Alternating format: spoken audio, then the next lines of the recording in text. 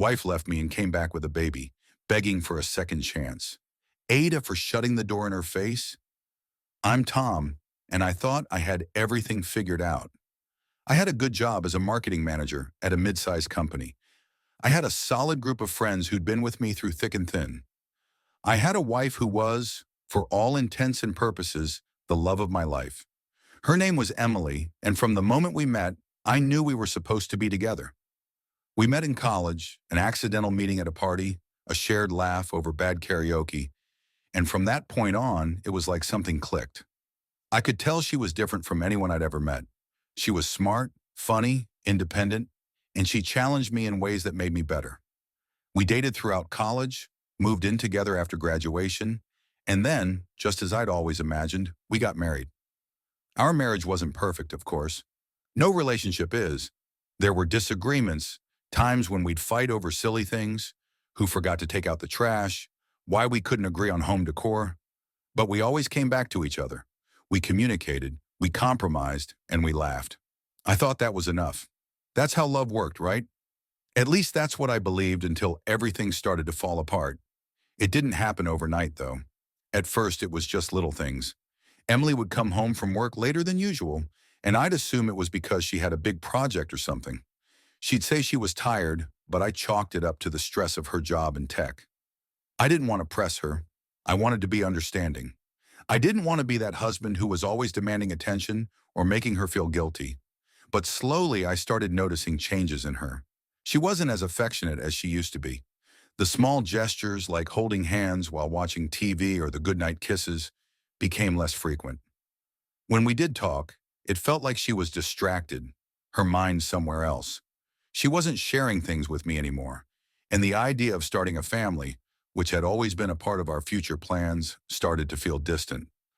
Finally, one day, she told me she needed space. "I think we should take a break," she said. I wasn't sure what that meant. Did that mean we were still together, just not living under the same roof? Or was this the end of us? The confusion set in like a heavy fog. I didn't understand what Emily meant by needing space. We'd been living together for 5 years at that point, building a life we both dreamed about. Was she really asking for a break, or was this the beginning of the end? I didn't want to believe it. She had always been so strong, so sure of what she wanted, and now she was telling me she needed space. I remember the night she told me. We had just finished dinner, a simple stir-fry with rice, something we both loved. Emily had been quiet through most of the meal, and I could sense something was off. She was picking at her food, not really eating. I tried to make conversation, but every time I spoke, she seemed distracted. When I asked her about her day, she gave me the same half answers. Busy, long meeting, or, I don't know, just one of those days. I knew something was wrong, but I didn't press her. I didn't want to push too hard. But then she put down her fork, looked at me, and said the words that would change everything. "Tom," she started, her voice softer than usual, "I think we need to take a break." I froze. My stomach dropped. A break? "What do you mean?" I asked, not sure I even wanted to know the answer. "I think we need some time apart. I don't know. I'm feeling lost, Tom. I don't know who I am anymore." Her voice cracked. She quickly wiped her eyes, but the damage had already been done. I sat there, motionless. I wanted to say something, to beg her to stay, but all I could think about was the emptiness that started to fill the space between us. What happened? I kept asking myself. She didn't want to go into specifics. She said it wasn't about me. It was about her. But I knew that was just a half-truth. How could it not be about us? I had been her partner for years. If she felt lost, shouldn't I have been part of that journey? It hurt, but I didn't want to press her further. She wasn't ready to explain. In the following weeks, Emily spent more and more time away from home. She said she needed to clear her head. Her excuses started to pile up. Work was demanding. Her friends needed her. She just needed some quiet time. I tried to be understanding, tried to respect her wishes. I didn't want to suffocate her, but I couldn't stop the feeling that something was changing. And it wasn't just her behavior. It was me, too. I was slipping. I found myself waiting up for her, staring at the clock, my mind racing every time the front door didn't open by the time I expected her to come home. It wasn't like I was some paranoid husband, but the more time passed, the more I wondered if there was someone else. A few times I asked her outright, but she always dismissed my concerns with a forced smile. Tom, I'm just trying to figure things out. There's no one else. But the doubt lingered in the back of my mind, gnawing at me. What if she was lying? Still, I tried to believe her, tried to believe in us. But the longer she stayed away, the more I felt like I was losing her, piece by piece. It felt like I was watching her slip through my fingers, and there was nothing I could do to stop it. A month later, Emily told me she wanted to move out. She said she needed a fresh start. I had no choice but to pack up her things and watch her walk out the door. I remember standing in the empty living room after she left, staring at the space where she had been just hours before. Everything was eerily quiet. No more laughter, no more chatter, no more of the little moments that used to make our house feel like a home. It was just me, alone, with nothing but the weight of her absence pressing down on me. At first, I tried to stay strong. I threw myself into work, distracted myself with hobbies, and spent time with friends. But it didn't work. The silence of the house became unbearable. I'd wake up to an empty bed, eat dinner alone, and go to sleep in the same way, wondering what went wrong. Some nights I'd sit on the couch, the TV flickering in front of me, but I couldn't focus. My thoughts kept drifting back to Emily. Where is she? What's she doing? Is she with someone else? The more I thought about it, the more I convinced myself that she was, that she had found someone else, someone who made her feel alive again, someone who wasn't me. And that thought, the thought that she didn't want me anymore, it tore me apart. The first few months after Emily moved out were the hardest. I went through every emotion you could imagine: anger, sadness, confusion, hopelessness. And then, just when I thought I was beginning to heal, the pain would come rushing back. I started to drink more. It wasn't anything crazy, but enough to numb the ache. I drank just a little too much on the weekends, trying to forget what it felt like to have her beside me, to have our life together. But the pain never really went away. Every time I saw a happy couple in public, or when I'd hear a song that reminded me of her, it felt like a stab in the chest. I had so many unanswered questions, so many things I wanted to say to her, but she wasn't there. She had left. I started seeing a therapist trying to make sense of it all, but even with that, it didn't make the hurt any easier to bear. And then, just as I thought I was moving on, Emily called me one evening, nearly 6 months after she left. Tom, she said, her voice shaky, I need to see you. Can we talk? My heart started to race. I had been waiting for this moment for months, but now that it was happening, I wasn't sure I was ready. What do you need to talk about? I asked, trying to keep my voice steady. I need to explain, and I need you to hear me out. I agreed to meet her the next day. We decided on a park. It was a public place, and I could tell she wanted it to be that way. Like we were still strangers who hadn't been through the most intimate parts of each other's lives. When I saw her, standing near the fountain, I barely recognized her. She was thinner, her eyes had a distant look, and she wasn't wearing the smile I'd grown used to seeing. Hi, Tom, she said softly, and there was an awkwardness between us that hadn't been there before. Hi, I replied, my voice tight. I I don't even know where to start, she began, wiping her eyes. I don't expect you to forgive me, but I need you to know something. I crossed my arms, waiting for her to explain. I didn't want to let myself get emotionally involved again. Not yet, but her presence was magnetic. I could feel her words tugging at something deep inside me. She sighed deeply before continuing. Tom, I didn't leave you for someone else. I left because I didn't know who I was anymore.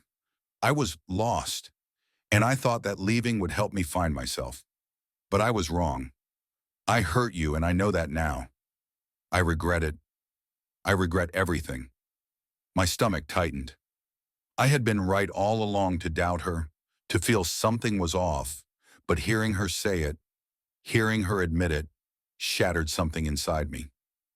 Then why didn't you tell me this sooner? I asked, my voice quiet. I was scared. Scared that you'd leave me. scared that I'd lose myself and you in the process. I wasn't ready to face that, she admitted, her voice trembling. Okay, I said, my tone hard. So what now? You want me to just take you back? Pretend like nothing happened? Like you didn't just abandon me? Her eyes filled with tears. No, I'm not asking for that. But I want a second chance. I want us to try again. I'm asking you to forgive me. Please, Tom. Please. She reached out for my hand, but I pulled back. I can't. I can't just forget what you did. You left me. You left me without even looking back. And now you expect me to open my heart to you again? I shook my head. I'm sorry, Emily, but I can't. I can't do that. The weeks that followed were a blur. Emily tried to reach out to me several times, calling, texting, even showing up at my door. But I couldn't bring myself to let her back in. Not like this. I couldn't pretend everything was fine. Couldn't act like I hadn't spent months questioning everything about our relationship. The more time passed, the more I realized that letting go was the only choice I had left. And in a strange way, that realization brought me peace. The days that followed my final decision were a blur. Emily tried to contact me, but I had made up my mind. The emotional toll was still there, heavy and suffocating, but I knew it was the only way to stop from drowning in what-ifs. I went through the motions. Work, dinners alone, weekends spent keeping busy. But every minute felt like a battle. The silence in the house was deafening. It was as if the absence of Emily had taken up all the space, and there was nothing left for me. The house that once felt like a home now felt like a shell, empty and hollow. I could feel the sting of loneliness creeping in, the quiet dinners, the empty bed, the endless nights spent staring at the ceiling, wondering if I'd made the right choice. But then I'd remind myself of the conversations we'd had, the promises she'd made, the future she'd left behind. It wasn't about forgiveness anymore. It was about survival. I started focusing on myself. It wasn't easy. The first few weeks were filled with restless nights and long days where I questioned every decision I'd ever made. But as time passed, I began to feel like I was moving forward. I found solace in simple things, going for runs in the park, spending time with friends, diving into work in a way that I hadn't been able to in months. But even with all that, the thought of Emily never really went away. There were moments, quiet moments, when I would remember her smile or the way she'd laugh at the stupidest jokes I made. And that was when the guilt would hit. The feeling that maybe I should have given her another chance. That maybe I had been too harsh. Maybe there was a part of me that was still holding on to something that wasn't really there anymore. I kept those thoughts to myself, though. I didn't share them with anyone. I didn't want to seem weak, like I was second-guessing myself. I was sitting at my desk one afternoon when my phone buzzed. It was a message from Emily. Tom, I know things ended badly, and I know you're angry with me. I can't change the past, but I want you to know that I never stopped loving you. I think about you every day. Please call me when you're ready. I just want to talk. I stared at the message, my heart racing. I hadn't expected to hear from her, not like this, not after everything that had happened. But as I read her words, something inside me shifted. It wasn't hope. It was something else, something darker. The ache that had been simmering in my chest seemed to intensify, and I found myself fighting an overwhelming urge to pick up the phone and dial her number. But I didn't. I sat there for what felt like hours, staring at the message and wondering if I was doing the right thing by not responding. But I knew I had to keep my distance. I couldn't let myself fall into the same trap I had before. The trap of believing that things could be fixed just because someone asked for a second chance. I had given everything to that relationship, and she had taken it for granted. No more. The next few weeks were quieter. Emily's calls and messages stopped coming, and I allowed myself to believe that maybe she had finally moved on. It was easier that way, living in the space I had created for myself, free from the chaos she had brought into my life. But that peace didn't last long. It had been nearly a year since I last saw Emily. The initial pain had dulled, and I had managed to build a semblance of a life that felt real again. I had a routine, I had friends, I had a purpose. I wasn't fully healed, but I was getting there. Then one evening, when I was coming home from work, I saw her. She was standing at the door of my apartment complex, holding a small child in her arms. At first, I thought I was imagining things, but when she looked up and our eyes met, I knew I wasn't. Emily. And a baby. My heart skipped a beat. She smiled weakly, as if seeing me again after so long was some sort of relief. Tom, she said, her voice trembling, can we talk? I didn't know what to say. My stomach twisted into knots, and all I could do was stare at the child in her arms. A baby. My heart raced even faster. Was this her child? I couldn't process it. She stepped closer, her voice barely above a whisper. I'm sorry, Tom. I know I left you. I was selfish. I was lost, and I didn't know what I was doing. But this is our daughter. Her name's Ava, and I want to make things right. I'm asking for another chance. Please, can we try again? For a moment, all I could do was stare at her. My mind raced, a whirlwind of emotions flooding over me. What the hell was going on? Why was she back, with a baby in tow? Why now? Why didn't she tell me about the pregnancy? The silence in the months after she left seemed like a lifetime ago. And yet here she was, asking for forgiveness, asking for a second chance. I took a deep breath, trying to steady myself. Emily, I said, my voice hoarse, you left me. You left me without any explanation. You never gave me a reason, and now you come back with a child? I shook my head, feeling the anger rise inside me. You don't get to come back and act like everything's okay. You don't get to come back and ask for a second chance. Her face fell, and I could see the pain in her eyes. But I couldn't do this, not after everything we had been through. Please, she begged, her voice cracking. I was confused. I didn't know what I was doing. I was lost, Tom. But I've realized that I want to try again. I need you. I need us. My mind was racing. I wanted to yell at her. I wanted to scream, but I didn't. Instead, I stood there staring at the baby in her arms. Could I really be expected to just accept this? And move on? Could I be the father of a child I didn't even know existed? Days passed, and I found myself questioning everything again. Had I done the right thing? Had I been too harsh?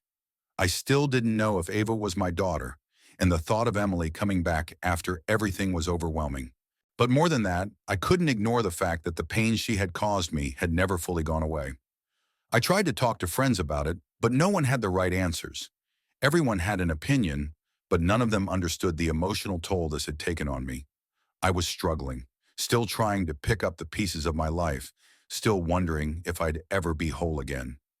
As the weeks went on, I realized something. Emily had moved on.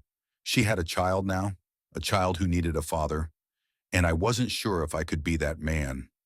I wasn't sure if I could ever forgive her enough to allow her back into my life. I began to wonder if I was ever going to be able to trust anyone again, if I was capable of truly giving myself to someone, or if, like Emily, I'd always be running from the things that mattered the most. I wasn't sure, but what I did know was that I couldn't keep running. I needed to figure out who I was now, without her, without Ava. Months passed before I finally started to make peace with what had happened. I didn't have all the answers, and I didn't have a clear path ahead of me. But I was no longer living in the shadow of the past.